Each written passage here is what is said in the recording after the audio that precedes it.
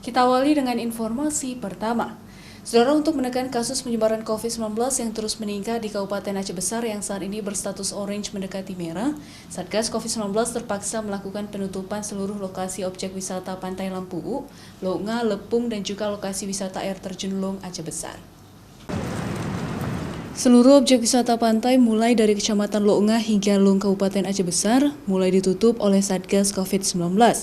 Penutupan lokasi objek wisata dilakukan Satgas Covid Kabupaten Aceh Besar dengan cara memasang spanduk di sejumlah titik sepanjang pantai wisata, serta memberitahukan langsung kepada seluruh pemilik usaha yang ada di lokasi wisata agar tidak melayani pengunjung.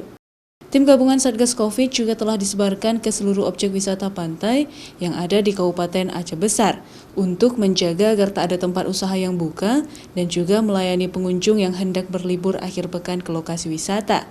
Satgas COVID-19 Besar ini menindaklanjuti adanya instruksi Mendagri nomor 11 tahun 2021 tentang perpanjangan PPKM Mikro, di mana di sana disebutkan bahwasanya untuk tempat umum atau tempat wisata yang berada dalam zona oranye dan merah itu dilarang masyarakat untuk beraktivitas. Jadi kita lakukan penutupan sementara dalam rangka mengupayakan agar tidak sampai ke zona merah, karena memang di Kabupaten Aceh Besar ini sudah zona oranye dan menuju zona merah.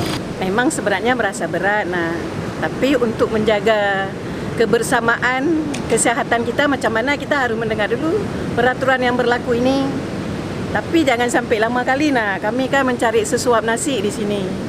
Meski berat terhadap kebijakan Satgas Covid yang melakukan penutupan lokasi wisata karena berdampak langsung terhadap mata pencaharian pedagang di lokasi wisata, para pedagang terpaksa harus mengikuti dan mendukung upaya pemutusan rantai penyebaran Covid.